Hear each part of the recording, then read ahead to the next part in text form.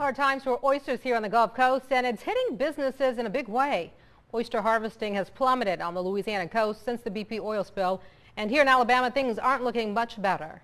They're a Gulf Coast favorite, and Winslow's Oyster House in downtown Mobile is keeping busy, shucking away, and ready to serve up oysters. Folks still love them. They love them raw. They love them grilled. Bob Omansky is constantly fighting a battle, doing all he can to keep oysters on the menu at a reasonable price to the customers. We've had to increase our cost to our guests, which is something we really hate to do, but we've had to pass on some of that, and some of it we've had, quite honestly, to absorb it.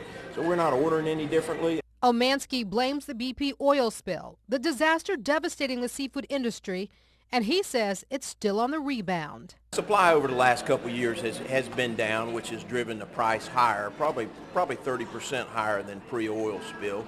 And I guess I would attribute some of that to the oil spill, but I'd also attribute it to some of the weather conditions that we've had where the Mississippi River has been over its banks and flooded, and too much water is just as bad as not enough water. Most of the oysters he orders come from Louisiana. The state used to produce up to 7 million pounds of meat a year, but that number has dropped drastically since 2010 to nearly 1 million just last year.